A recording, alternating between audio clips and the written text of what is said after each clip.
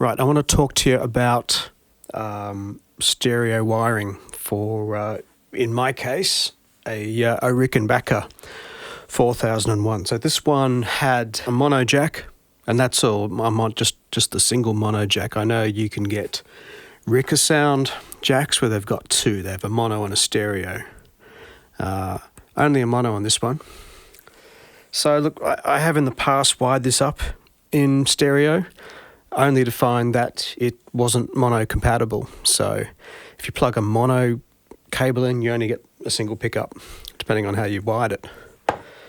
So what I wanted was stereo wiring, so I could get both pickups out, separately, so I could process them differently.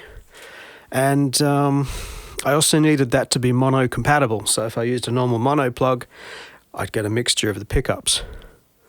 I've got a wiring diagram I did that I will put up on the screen, but let me show you what we're trying to achieve.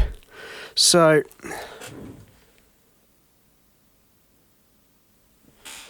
that's a stereo jack. It's a TRS, tip ring sleeve jack.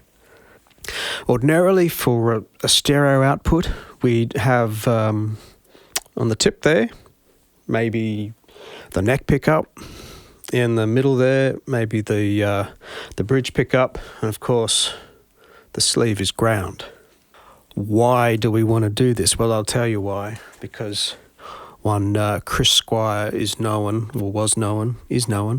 for treating his pickup outputs separately. Now, it's not something he did all the time, but what an opportunity. You've got the neck pickup that is very strong bass fundamental. It's not thin, it's kind of fat. So he would use that sound through I assume, a basic kind of Ampeg SVT-ish bass amp to get a really strong fundamental. Then you've got the bridge pickup, which is, it's a bit thinner, a bit more top end. It's going to distort. It's going to sound better when it distorts. It's not going to get woolly. It's not going to get muddy.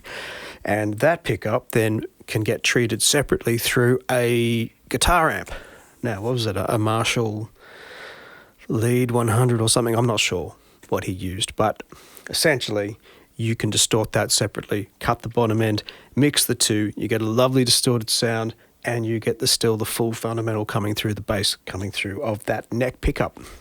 So let me give you an example. This is what comes out of the neck pickup.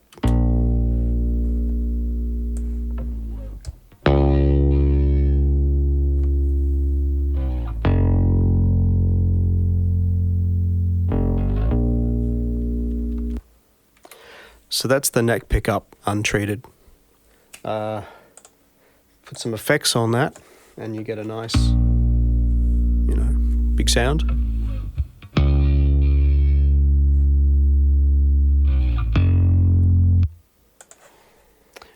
Whereas the bridge pickup gives you twangier kind of sound, right?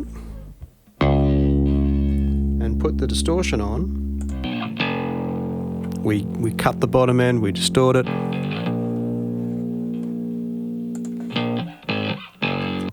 But the trick is when you mix those two together,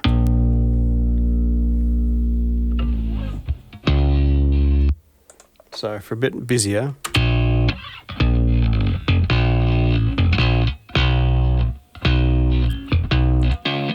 that's the bridge on its own, and that's the neck on its own.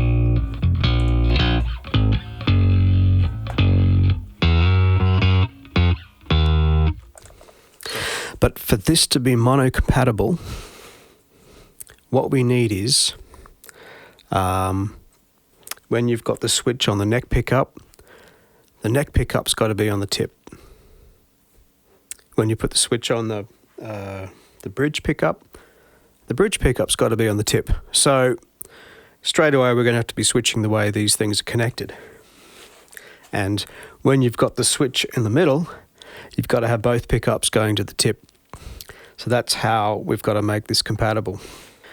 So it only really leaves one possibility for wiring, which is When you're switching to your neck pickup, you'll have the neck on the tip.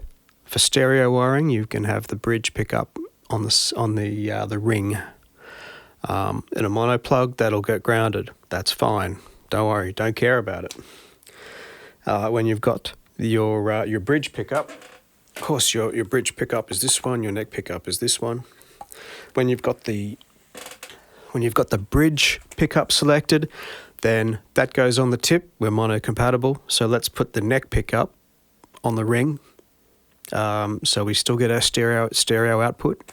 A mono plug's going to ground that. That's fine. We don't care. And then, again, when you've got both pickups selected, it means both pickups have to be on the tip, and the ring has to be grounded or floating. Otherwise, we're going to short out one of those pickups with a mono plug. Depending on how your switch works, but I figured out how my switch worked. It seemed to be very, very simple to do this, to have a stereo socket on the base and have it compatible with a mono plug. So I'll put this up. What's interesting here is the way the contacts work, depending on which way you've switched it. So you'll notice that when the switch is at one end, that the connections, work like that at the opposite end. What's even more interesting is when it's in the middle, the way the connections work there. So all this means is the pickup wires come into the middle terminal on each side of the switch, and there you go. The output is either to the ring or to the tip. And by connecting that correctly, as in according to this diagram, we can achieve exactly that.